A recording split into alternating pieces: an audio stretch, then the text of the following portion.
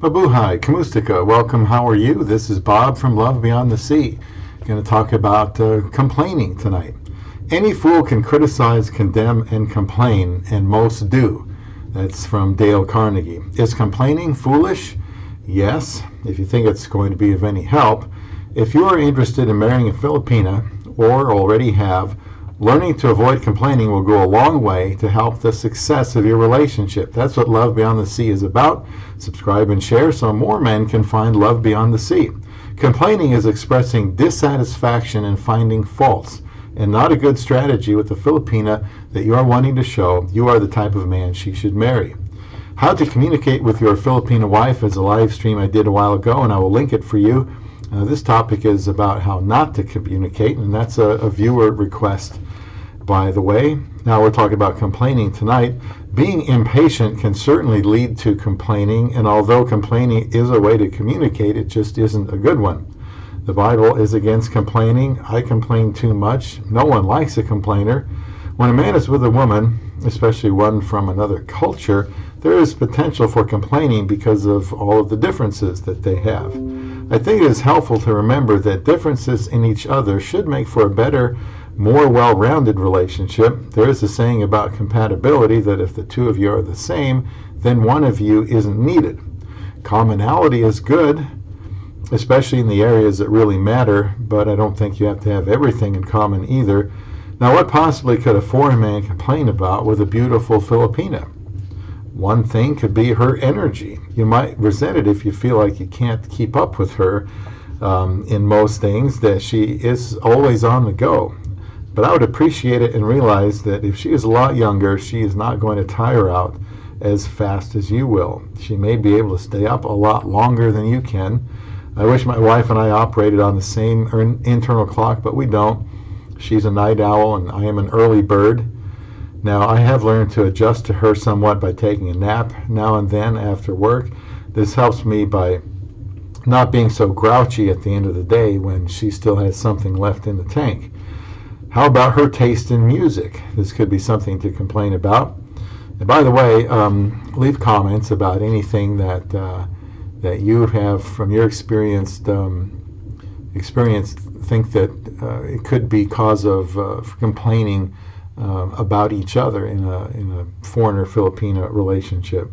Her taste in music, this could be an issue with some couples. If the foreigner husband is older and digs music from the 50s and 60s, for example, his Filipina wife probably has never heard those songs before. She might be into something completely modern. Now, fortunately for my wife and I, we both like songs from the 70s, oddly enough.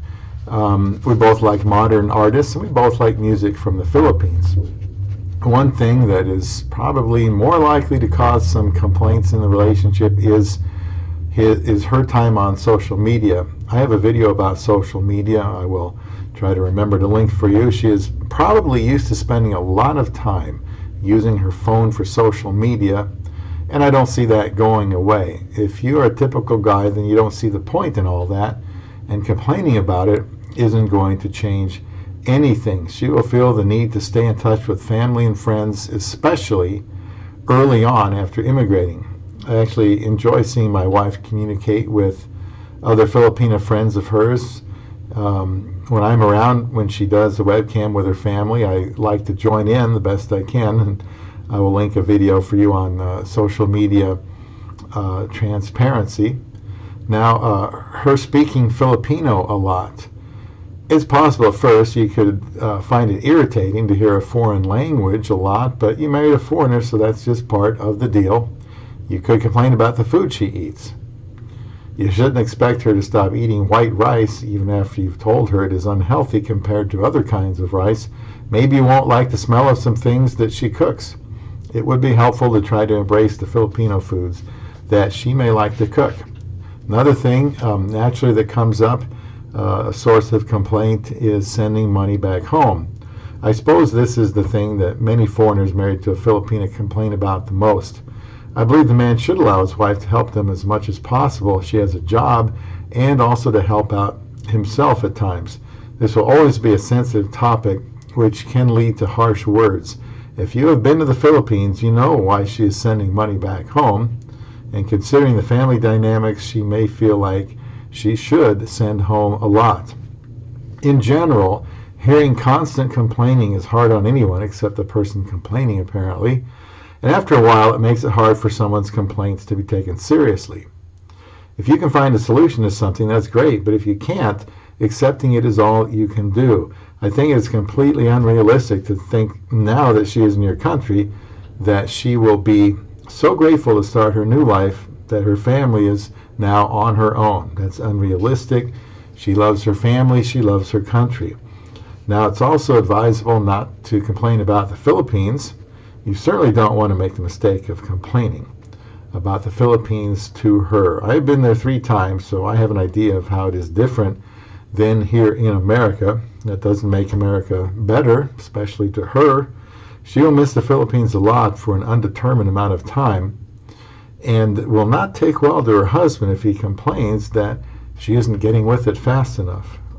And I think I'll link a video about dealing with her homesickness too. It would be easy to complain about the heat, the slow pace, the traffic, the means of transportation, and anything else you're not used to. But remember that she is used to all of that and likely doesn't complain about it, and will be turned off if the man in her life does.